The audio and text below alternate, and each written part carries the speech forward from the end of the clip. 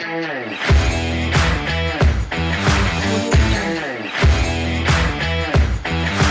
juga kita sebagai warga juga saling bersinergi.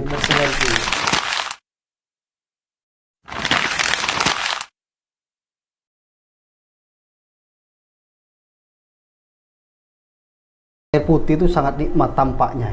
Iya betul. Kalau sekarang yang tidak puasa kayaknya air putih biasa saja. Tapi kalau puasa, Masya Allah, godaannya luar biasa.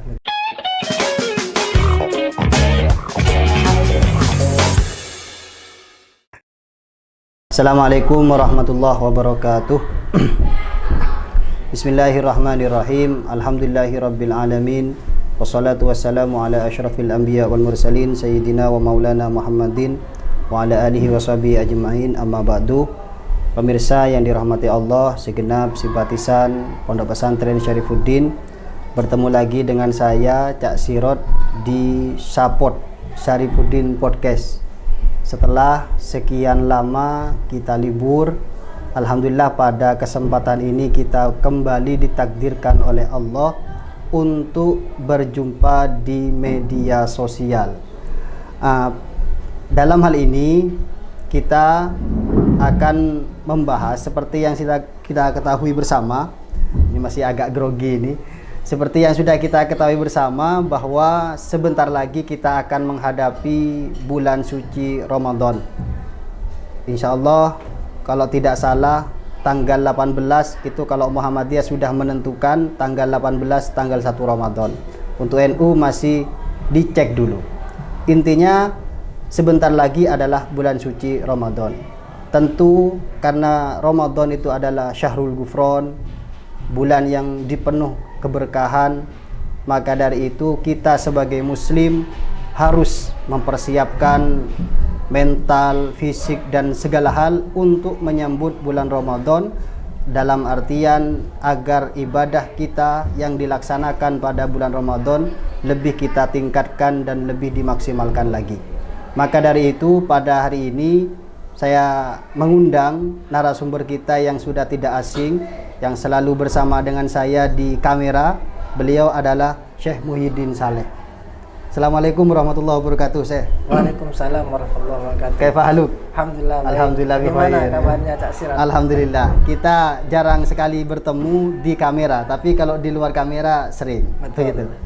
Oke, ini Syekh, kita seperti yang sudah saya sampaikan barusan bahwa kita ya kurang lebih 8 harian lagi, 1 minggu ke depan kita akan menghadapi bulan Ramadan yang tentu ingin kita ketahui bersama. Mungkin rekan-rekan juga pemirsa ingin tahu hal-hal yang perlu dipersiapkan oleh kita sebagai muslim, baik untuk menyambut Ramadan, saat melaksanakan atau saat berada di dalam bulan Ramadan, dan setelah Ramadan.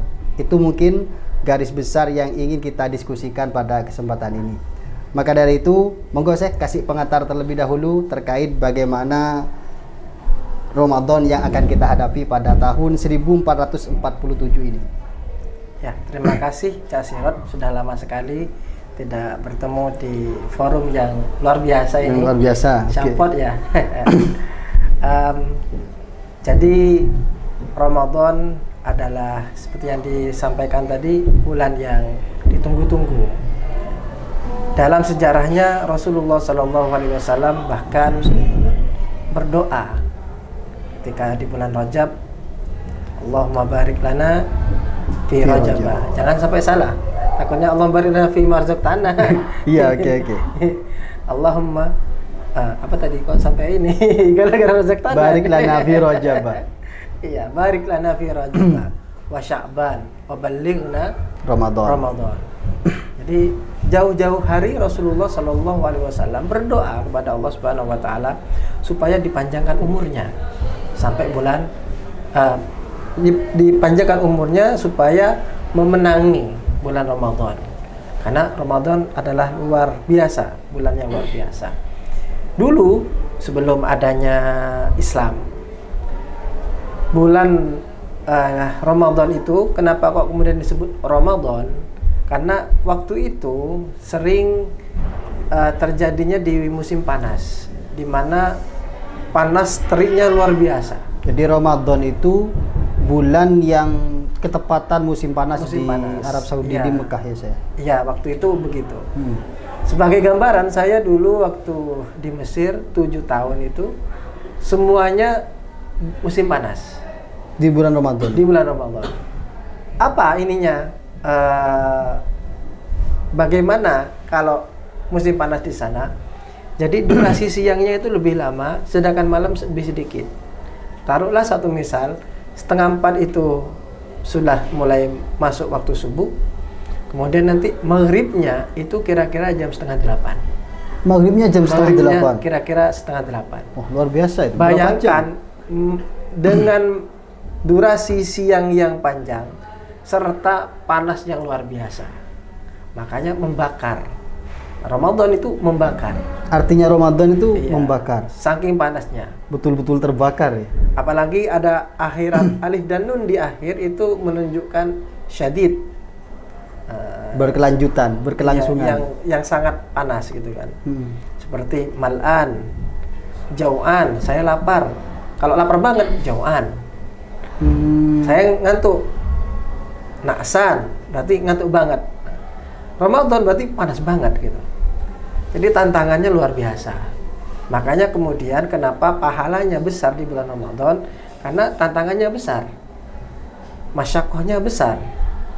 Al-ajru biqadril masyaqqah wa ta'ab. Bahwa pahala itu tergantung dari seberapa besar masalah yang kita hadapi dan seberapa banyak energi yang kita keluarkan. Jadi wajar ketika bulan Ramadan itu adalah bulan penuh pahala. Pahala dilipat gandakan. Kembali lagi kepada yang tadi itu, kenapa kemudian bulan Ramadan itu perlu kita persiapkan betul? Sekali lagi karena memang adalah bulan yang penuh dengan keberkahan, penuh dengan pahala yang dilipat gandakan, dosa-dosa yang diampuni, dan semua orang mengharapkan tamu yang kita sebut dengan Ramadan ini benar-benar kita layani dengan baik. Lantas apa saja yang perlu kita persiapkan? Nabi Muhammad SAW berdasarkan hadis dari sahabat Usamah bin Zaid, ketika Rasulullah ditanyakan oleh beliau, katanya sahabat Usamah itu, wahai Rasulullah, saya tidak melihat panjenengan berpuasa di luar bulan Ramadan sebanyak seperti bulan Sya'ban. Sebanyak seperti di bulan Ya, Sya'ban. jadi Rasulullah di luar Ramadan, kalau Ramadan itu kan full sudah. Iya, iya. Bulan. Di luar itu yang paling banyak puasanya adalah di bulan Sya'ban. Bukan di bulan Rajab, bukan di bulan Muharram, apalagi di bulan-bulan yang lain, tidak. Tapi di bulan Sya'ban. Kita lihat bagaimana jawaban Rasulullah. Kata Rasulullah, "Dzalika syahrun yawfulun nasu baina Rajab wa Ramadan." Sya'ban ini, kata Rasulullah, adalah bulan yang sering dilalaikan, sering dilupakan oleh orang-orang karena dia berada di antara bulan Rajab. Kita tahu bulan Rajab adalah salah satu bulan yang dimuliakan Allah, Arba'atun Hurum. Dan di situ banyak kejadian-kejadian bersejarah luar biasa, Isra Mi'raj dan yang lainnya. Orang enggak gitu ya, atau sangat memperhatikan betul dengan bulan Rajab. Ada kegiatan-kegiatan dipol-polkan di bulan Rajab lah. Oke. Nah, giliran ketika Sya'ban, karena dia berada di tengah-tengah tadi itu, ya kayak nggak ada apa-apa gitu. Maka di situ kemudian Rasulullah ingin memotivasi bahwa Sya'ban ini bulan yang mulia. Caranya bagaimana? Yaitu Rasulullah SAW memperbanyak puasa di bulan Sya'ban. Di bulan Sya'ban. Tujuannya apa? Supaya nanti di bulan Ramadan terbiasa. Jadi ibaratnya seperti ini, Ramadan itu kita adalah sudah berada di ring pertandingan. Anggaplah ini tinju ataupun sepak bola, 45 kali 2 menit berarti. 45 menit kali 2 maksudnya. Iya. Kembali. Biasanya orang yang sebelum dia itu turun di medan laga atau di sepak bola, maka dia harus latihan terlebih dahulu. Dan latihannya biasanya lebih banyak daripada pertandingan itu sendiri. Tinju juga sama. Kadang ada orang yang naik ring tiga detik sudah dipukul KO sama musuhnya. Latihannya bisa berbulan-bulan. Rasulullah, apa yang beliau lakukan? Yaitu beliau menjadikan bulan Sya'ban sebagai bulan latihan, supaya nanti terbiasa di bulan Ramadan. Maka tidak heran kenapa di hari pertama di bulan Ramadan orang itu banyak yang tidak kuat. Jadi tidak kuat puasa. Kaget lah gitu. Kaget. Iya. Jadi jam 9 itu sudah perutnya sudah keroncongan, sudah haus. Ngelihat ada aja kecoa itu wis kelihatan kayak kurma gitu. sudah terhalunis halusinasi. Ini jenengan tidak sedang membicarakan Anda kan? Ya, tidak kan? Dulu waktu dulu. Tapi saya tidak ambil ya, biasanya kan gini saya potong sebentar saya itu intermezzo. Dia biasanya begini, kadang-kadang orang itu malu mau menceritakan diri sendiri. Dia pakai orang ketiga saya. Nah, jadi kan biasanya ada orang melihat kecoa kemudian tampak kurma, itu saya curiga kepada sampean sendiri. Enggak ya? Tidak ya. Oh, oke. Tentu tidak. Tidak ya. Intinya kenapa kok mereka itu tidak kuat? Karena tidak ada persiapan. Jadi angger sekarang yang penting masuk Ramadan, wis saya puasa gitu saja. Tidak ada persiapan terlebih dahulu. Akhirnya kaget, tidur terus gitu ya. Tidur terus. Akhirnya dia lebih mengamalkan ya ibadah tidur gitu. Iya, namusoim itu. Iya. Meskipun itu sebenarnya diperdebatkan. Iya, oke. Nah, jadi salah satu persiapan kita adalah yaitu dengan cara latihan. Latihan itu supaya kita terbiasa. Latihan berpuasa. Latihan berpuasa dengan berpuasa betulan. Betul. Begitu ya, bukan merubah jadwal makan ya, tetapi latihan puasa dengan puasa betul. Betul. Oke. Di samping juga kita perlu persiapkan kesehatan karena sekali lagi puasa ini adalah ibadah fisik juga. Bayangkan yang biasanya kita sarapan jam 7, jam 12 sudah dapat MBG. Oke. Ngomong-ngomong MBG diberikan nanti di bulan Ramadan ya? Wah, itu tidak paham saja. Itu urusan beliau para pemangku kebijakan. Kemudian mungkin jam 5 kita makan sore atau makan malam. Biasanya begitu. Kemudian ritme itu dipaksa untuk dirubah sehingga metabolisme tubuh yang sudah terbiasa dengan demikian kaget. Tapi kalau dia sudah biasakan sejak dari awal dari Sya'ban satu misal dia berpuasa, maka di bulan Ramadan di hari pertama dia akan mudah untuk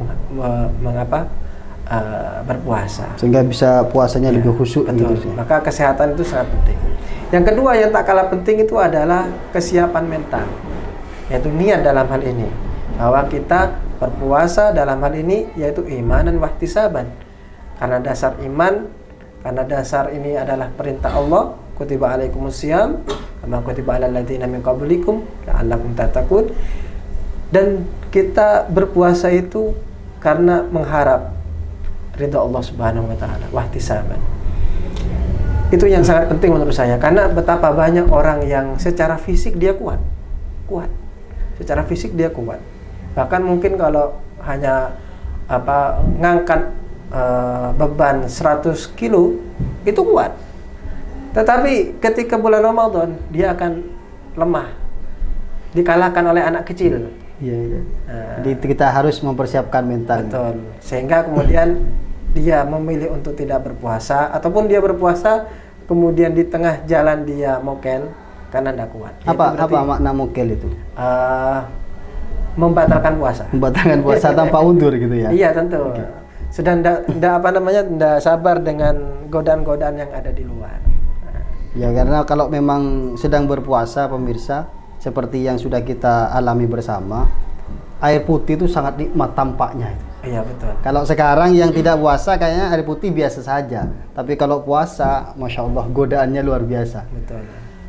Terkait tadi yang ingin saya garis bawahi untuk pertegas ini, tadi jenengan menyampaikan bahwa kita harus mempersiapkan puasa, mempersiapkan untuk menyambut bulan Ramadan dengan persiapan-persiapan.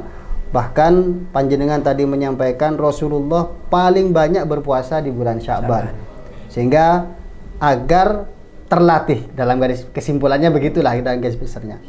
Kemudian panjenengan juga menyampaikan bahwa kita harus melatih, mempersiapkan fisik. Nah, pertanyaan saya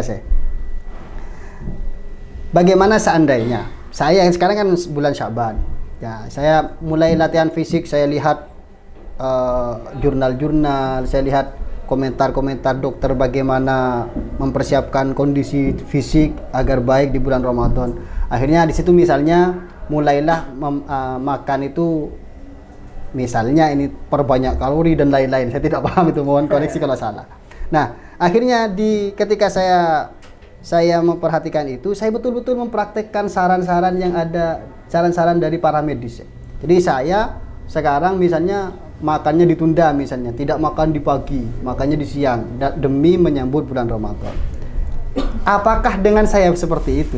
Saya sekarang ini di bulan Sya'ban makannya saya tunda jam 11. Makan berat maksud saya tunda jam 11 agar saya nanti kalau bulan puasa kuat berpuasa, kuat beribadah kepada Allah. Apakah dengan seperti itu latihan saya ini bernilai pahala apa tidak?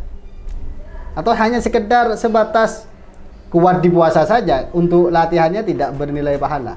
Begitu. Saya kira kaidah yang menyatakan bahwa hal-hal yang mubah jika kemudian diniatkan untuk ibadah akan bernilai ibadah, itu juga akan berlaku. Jadi akan mendapatkan pahala juga jika diniatkan untuk ibadah. Iya, contoh, diniatkan untuk menyambut, kayak gampangannya lah saya. Gampangannya diniatkan agar nanti saya kalau ibadah di bulan Ramadan itu kuat. Nah, seperti itulah bahasa sederhananya. Itu dianggap ibadah juga apa tidak? Tentu semuanya akan kembali kepada niat. Innamal a'malu binniyat. Perkara-perkara mubah yang sebenarnya itu tidak ada nilai apapun, seperti kita makan, minum, tidur, hal-hal yang mubah, manusiawi. Yang penting jangan tidur bukan pada tempatnya, gitu kan. Nah, ataupun makan bukan pada tempatnya, itu lain lagi. Gitu. Hal-hal yang mubah apabila kemudian diniatkan dengan niat ibadah, apapun itu, pokoknya niat ibadah, maka insya Allah itu akan dinilai ibadah. Maka ketika dinilai ibadah, dicatat sebagai ibadah, tentu dia akan mendapatkan pahala ganda. Saya niat makan hari ini adalah supaya saya kuat di dalam melaksanakan ibadah sholat nanti. Saya membiasakan hidup sehat dengan cara makan sesuai dengan anjuran dokter tadi itu. Sayur sekian, kemudian proteinnya sekian, karbohidratnya sekian.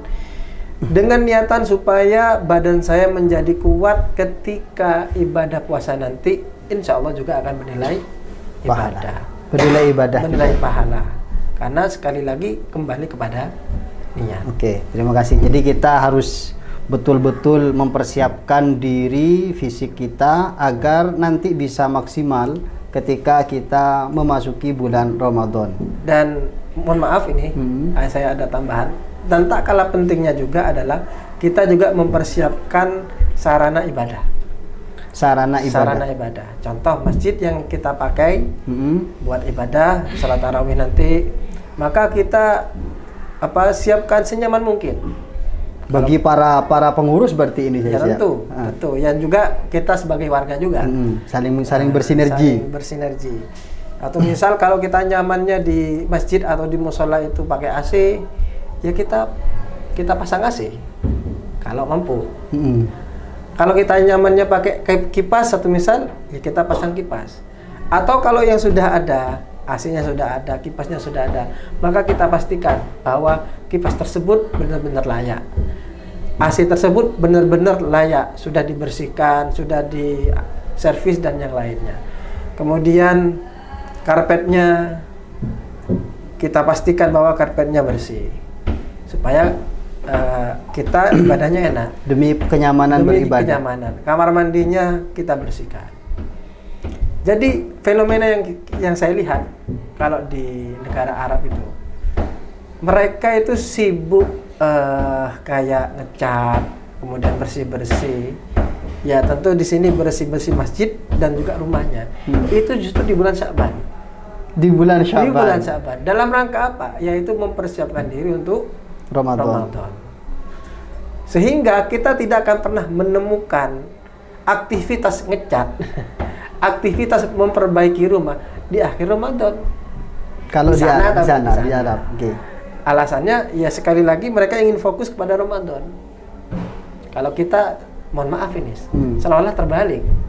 Jadi ketika Ramadan datang itu kita lesu, aduh puasa lagi, gitu kan. Itu tidak semuanya. Tidak semuanya. Tapi ada yang seperti itu. Nah, ketika bulan Ramadan mau pergi, kita senang. Wah, sudah tidak puasa lagi. Kita pandai itu. Sebagian orang. Jangan saya ikutkan juga dalam kesimpulan hal itu. Akhirnya dia sibuk dengan ngecat rumah. Padahal kan 10 akhir di bulan Ramadan itu kan termasuk waktu-waktu yang paling mahal karena potensi terjadi Lailatul Qadar itu menurut para ulama banyak terjadi di 10 terakhir bulan Ramadan. Nah, justru kita sibuk dengan ngecat itu. Ya mudah-mudahan kita sambil ngecat itu niatnya ibadah. Iya, gitu kalau ya. ngecat sambil niat ibadah juga ya saya. Sehingga kita mendapatkan Lailatul Qadar dengan ngecat gitu. Berarti seolah-olah kita ngecat selama 1000 bulan gitu ya. Ya intinya di bulan Ramadan itu kita betul-betul mempersiapkan dan fokus beribadah. Betul. Ya apapun aktivitasnya kan kita saya teringat dari dawuhnya Imam Al-Ghazali, kam min amalin kita sawwaru bi suratid dunya, itu gitu saya. Ya, jadi beberapa banyak amal-amal ibadah yang kayaknya adalah amal ibadah bersifat adalah amal duniawi tapi bernilai ibadah di sisi Allah. Betapa banyak amal yang kayaknya amal ukhrawi tapi bernilai dunia di sisi Allah. Maka dari itu seperti yang disampaikan oleh Syekh, aktivitas apapun yang kita lakukan jangan lupa kita dalam hati itu digaris bawahi. Fokus untuk memaksimalkan bulan Ramadan. Begitu. Kalau kita memang kasabnya ngechat ya memang ibadahnya dari situ ngechat. Ya itu, tapi fokus untuk memaksimalkan bulan Ramadan. Cuma memang pemirsa yang disampaikan oleh saya barusan itu luar biasa. Jadi bukan membanding-bandingkan, memang antara satu geografis dan geografis yang lain itu beda memang ya, beda kebiasaan. Tapi itu bagus juga. Jadi kalau bulan Sya'ban apa yang menjadi keindahan itu diselesaikan semua. Betul. Begitu ya. Kayak tadi persiapan ibadah tentu untuk mempersiapkan ibadah seperti tarawih dan lain-lain nanti yang akan dibahas oleh Syekh. Masjid-masjid itu harus betul-betul dibersihkan. Jangan kebalik. Nanti orang tarawih mau dicat. Jadi tarawihnya nanti bau cat nanti gitu. Yang seharusnya bau minyak-minyak yang lain begitu. Kalau di masjid-masjid. Oke. Selanjutnya ketika kita sudah memasuki bulan Ramadan, apa yang harus kita lakukan? Selain tentu bukan hanya sekedar kalau puasa kan kita sudah tahu semua puasa, tarawih dan hal-hal yang penting di situ yang perlu dijelaskan. Ya. Enggak. Kalau puasa jelas, yaitu kita menahan dari makan, minum, dan ya itu tubuh ya.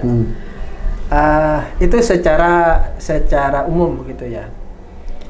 Maka di bulan Ramadan harapannya kita tidak hanya, kalau dalam bahasanya Imam Ghazali itu puasanya orang umum saja.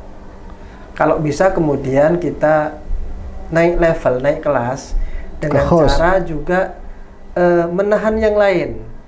Satu misal menahan mulut dari perkataan yang buruk, menahan telinga dari mendengarkan hal-hal yang bermaksiat, menahan mata supaya tidak bermaksiat. Intinya kita benar-benar berpuasa semuanya, bukan lagi puasa perut, tetapi puasa Tuhiron wa batinan. Sampai ada slogan nanti saya masih puasa sekarang. Nanti kalau mau bertengkar setelah maghrib sampai ada begitu. Oke. Oh iya. Itu lucu sekali kayaknya. Kan biasanya kalau puasa Ramadan itu sudah banyak tayangan-tayangan semacam itu. Nanti kalau mau bertengkar saya sekarang masih sedang berpuasa. Ya intinya tidak pakai nanti begitu. Intinya kita memperbaiki diri seperti itu. Enggak. Itu yang pertama. Jadi kita tingkatkan level puasa kita bukan hanya sekedar menahan dari lapar, haus, dan juga berhubungan suami istri, tetapi kita tingkatkan kepada level-level yang lebih tinggi. Itu yang pertama. Yang kedua, tentu di bulan Ramadan itu banyak sekali ibadah-ibadah selain puasa ya. Ada sedekah, kemudian ada sholat-sholat, apalagi sholat yang sholat sunnah khusus, maksudnya ya. Sunnah khusus yang ada di bulan Ramadan. Kemudian membaca Al-Quran. Nah itu semuanya ditingkatkan. Sedekah satu misal, yang biasanya kita di luar Ramadan itu terbiasa sedekah, yaitu dengan cara memberi amal di jalan itu 2.000 satu misal, maka di bulan Ramadan kita tingkatkan, yaitu kemudian kita buka stand satu misal kalau dia mampu, stand untuk takjil luar biasa. Kalau di negara-negara yang lain selain di Indonesia itu ada namanya tradisi Maidatur Rahman. Maidah itu artinya meja makan. Ar-Rahman ya Allah. Maksudnya ini adalah seolah-olah yang datang ini adalah tamu Allah yang akan dijamu, diberikan itu secara gratis.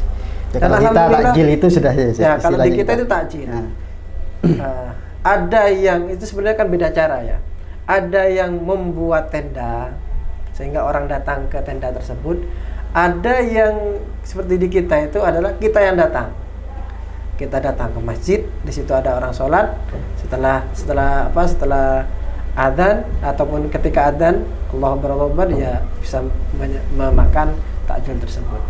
Atau kita datang ke jalan-jalan, ke jalan di mana di situ banyak orang yang singgah, pertigaan, perempatan dan yang lainnya, kita kasih takjil. Sedekah. Yang penting catatannya harus ikhlas. Jangan sampai ada iming-iming. Kan banyak juga yang ngasih sesuatu tapi karena ada ingin yang dicapai.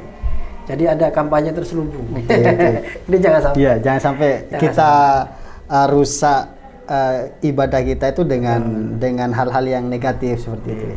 Itu yang pertama. Kemudian yang kedua seperti sholat-sholat yang saya katakan tadi.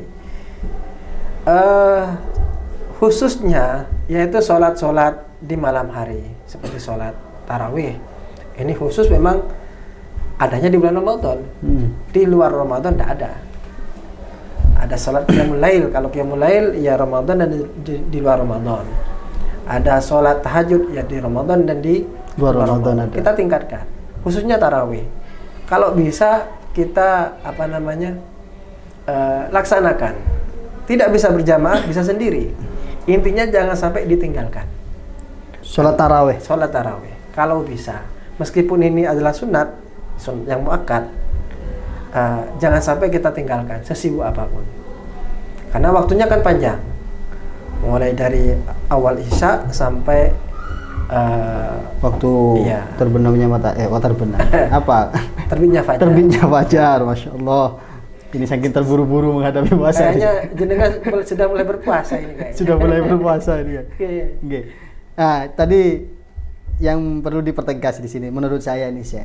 Tadi panjenengan menyampaikan misalnya ibadah tarawih, kita tingkatkan. Tingkatkan di sini dalam artian tingkatkan jumlahnya atau tingkatkan kualitasnya. Ya. Kan monggo.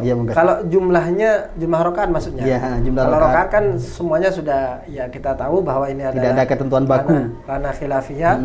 Ada yang menyatakan 11 dengan witirnya, kemudian ada yang 20, ada yang 36. Intinya ini adalah masalah khilafiyah, semuanya punya dalilnya masing-masing.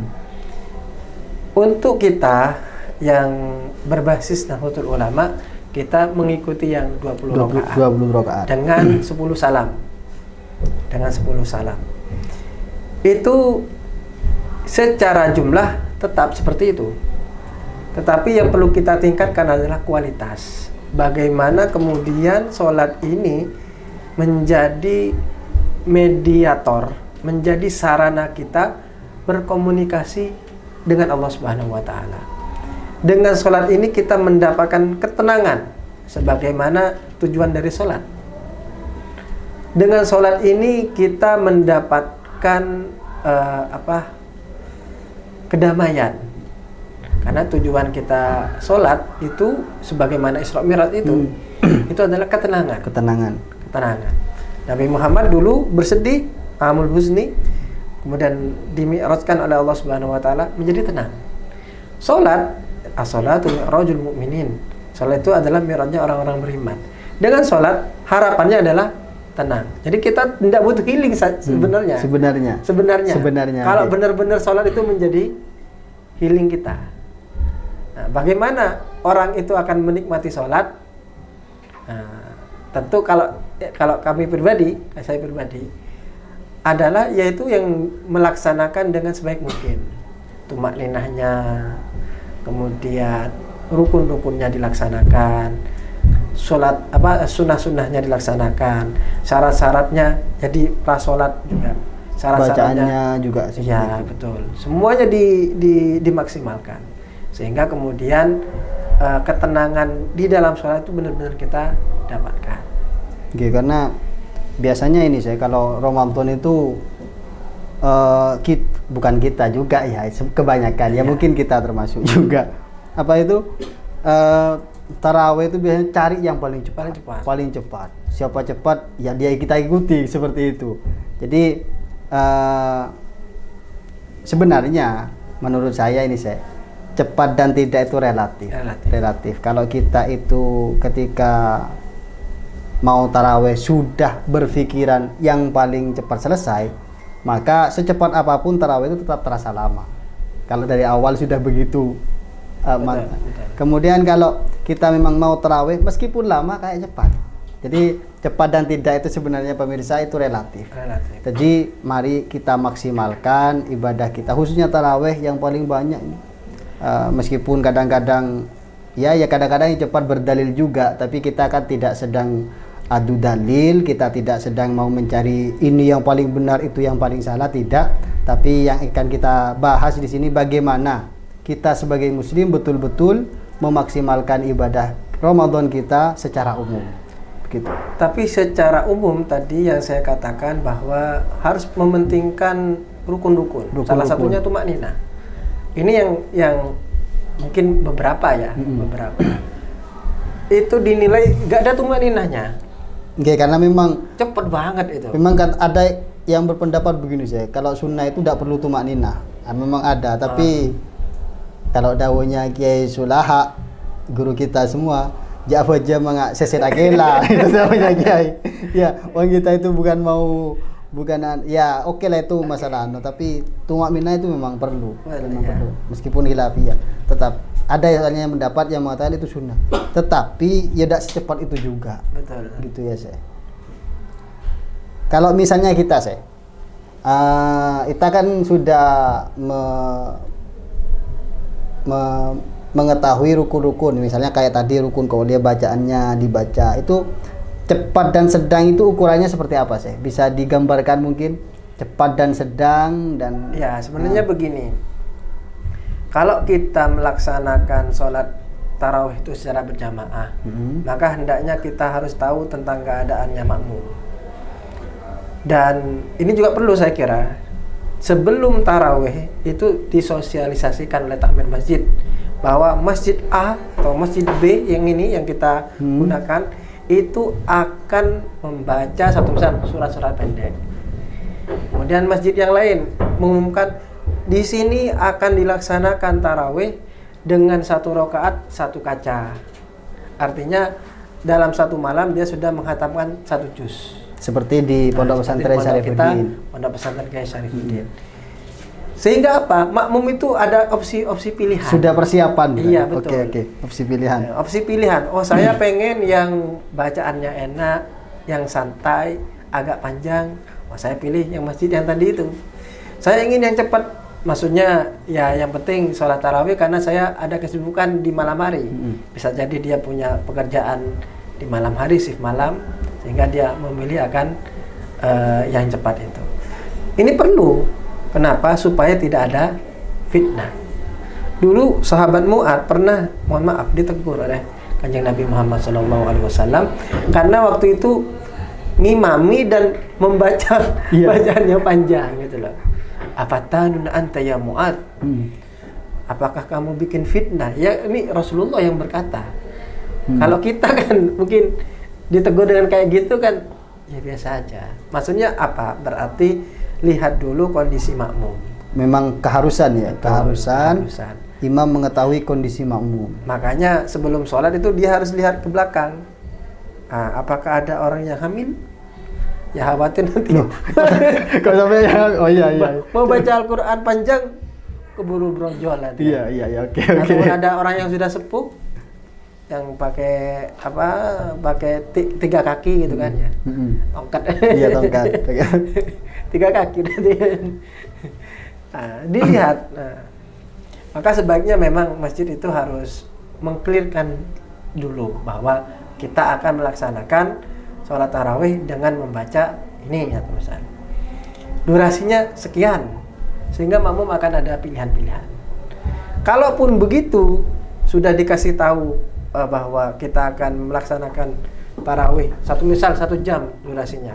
Kok kemudian ada makmum yang ngikuti dan akhirnya protes, ya salah makmumnya.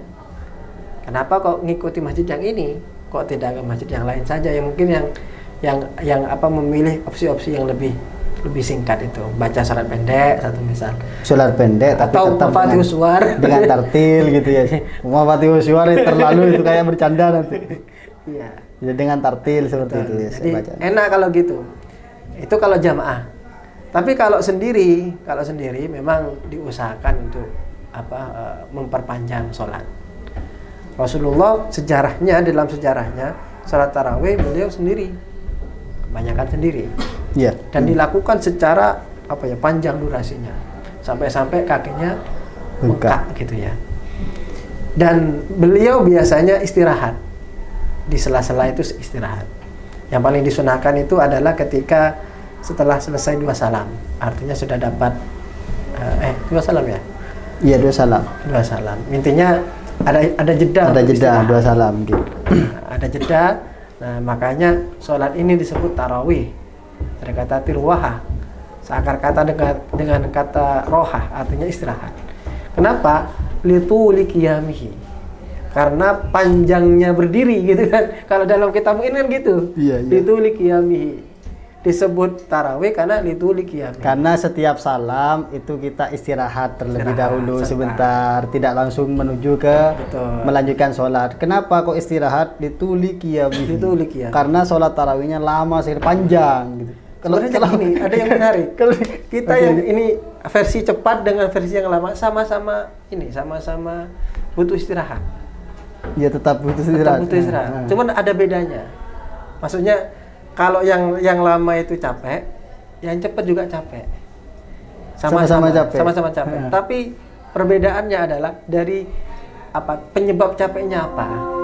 Kalau yang lama penyebab capeknya ditulik tadi itu. Karena berdirinya lama gitu kan ya. Makanya ada yang suka itu, ini baca 1 kaca gitu, kalau sudah di akhir baru dia takbiratul ihram. Baru berdiri gitu ya sih. Iya, enggak tahu ini pengalaman atau bagaimana, enggak paham saya. Ya, intinya kita semua berusaha memaksimalkan itu. Tapi ada perbedaannya. Perbedaannya adalah yang pertama tadi yang lituli qiyami yang panjang itu dia capek karena berdirinya. Kalau yang cepat itu capek juga tapi karena terlalu cepat. Sampai selang pencetat sinyal motor. Oke, saya.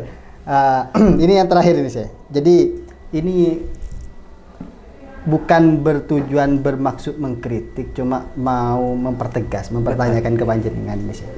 Kadang-kadang kalau Ramadan ya karena imam bacanya sangat cepat sekali, bolden, bahkan iramanya juga bolden, sehingga akan memicu makmum untuk mengatakan amin.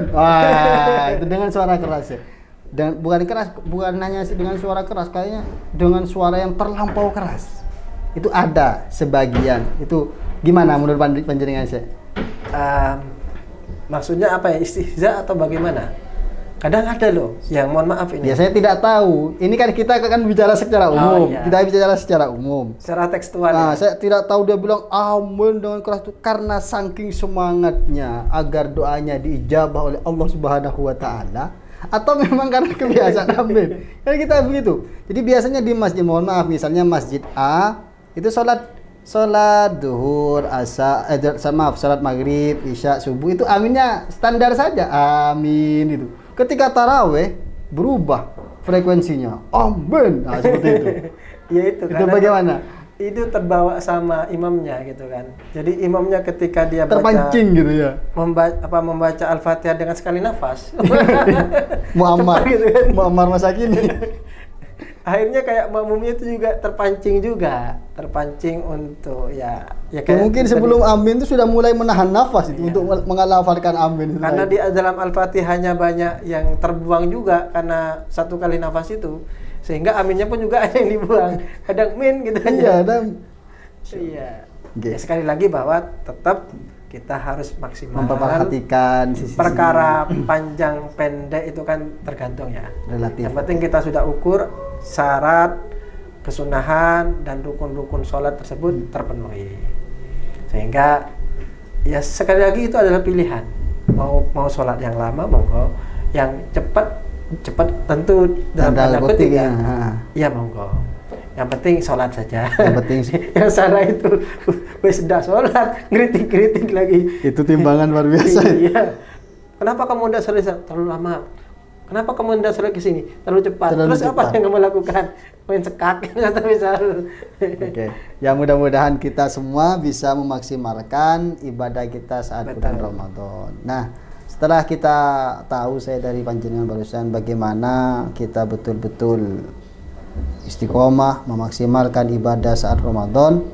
Nah, setelah Ramadan, setelah selesai bulan Ramadan, tuntas bulan Ramadan, apa yang perlu kita lakukan? Apa kembali ke pengetahuan awal sebelum Ramadan gitu? Mode awal. Iya, mode awal atau memang ada anjuran-anjuran? Ya, seperti itu. Urutan bulan itu ada Sya'ban, kemudian ini mati saya. Nah, biar nanti enak. Ada Sya'ban, Ramadan, ada Syawal. Secara bahasa Syawal artinya meningkat. Secara bahasa artinya Syawal itu meningkat. Jadi sebenarnya ada pesan moral yang ingin disampaikan bahwa hendaknya setelah bulan Ramadan itu semuanya meningkat secara kualitas dan kuantitas ibadah kita. Ibadah bukan meningkat ininya. Kadang kan memang itu ya, katanya orang kan ketika lebaran ya kan meningkat juga itu soalnya. Iya. Jadi kita silaturahminya betul-betul. Iya gitu betul. Ya. Jadi semuanya ditingkatkan. Puasanya ditingkatkan. Yang mungkin dulu bukan ini ya. Bukan puasa meningkat itu kemudian dia nanti berbuka sampai Isya, bukan. Iya, okay, Tetap seperti pada aturannya, tapi kualitasnya. Mungkin dulu awalnya dia berpuasa hanya sekedar menahan dari yang 3 tadi itu udah naik level. Nah, mungkin dia dulu itu sholat tahajud, tapi kemudian ditingkatkan level kehusuannya. Padahal yang kita harapkan itu ya tidak seperti itu, bahwa di bulan Syawal dan seterusnya itu kita mengalami peningkatan. Harapannya ketika nanti di bulan Ramadan tahun depan umur kita masih panjang, tambah lagi kualitasnya dan begitu seterusnya. Sehingga perjalanan kita itu semakin bertambah umur maka semakin bertambah kualitas ibadahnya. Jangan sebaliknya, bertambah umur malah tambah. Terima kasih saya kan. Tadi yang luar biasa menurut saya barusan yang disampaikan oleh Syekh. Semakin bertambah umur, kualitas ibadah kita diharapkan lebih maksimal, lebih meningkat. Karena memang pemirsa, seperti yang sudah kita ketahui bersama,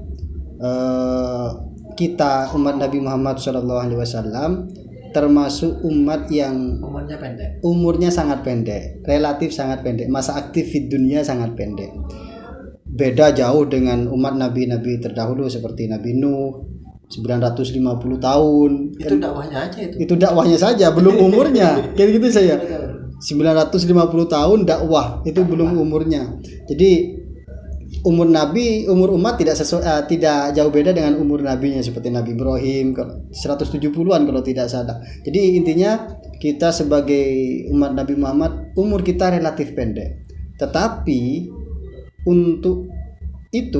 meskipun umur kita relatif pendek, kita oleh Allah diberi keistimewaan kualitas ibadah. Betul. Kualitas ibadah seperti bulan Ramadan, mungkin puas dulu umat-umat terdahulu mungkin puasa juga, ada puasa juga, tapi khusus fi Ramadan yang di dalamnya ada Lailatul Qadar itu hanya disyariatkan kepada umat Nabi Muhammad SAW. Maka dari itu harapan kita dengan hadirnya podcast pada hari ini yang disampaikan oleh narasumber kita Syekh Muhyiddin tadi terkait persiapan, pelaksanaan dan setelah, betul-betul kita bisa mencerna dan menjadikan hal itu sebagai motivasi kita untuk menyambut bulan suci Ramadan. Mungkin sekian Syekh, terima kasih. Mungkin disampaikan penutup kepada pemirsa yang ada di rumah. Ya, terima kasih Cak Sirot. Jadi kita saat ini podcastnya adalah di bulan Sya'ban. Di bulan Sya'ban. Ya, takutnya nanti kemudian dikira bulan Ramadan. Ya. Nah ini tayang di bulan Sya'ban. Oh iya. Ada hal-hal yang dilakukan, yaitu adalah persiapan-persiapan sebagaimana kita sebutkan tadi itu.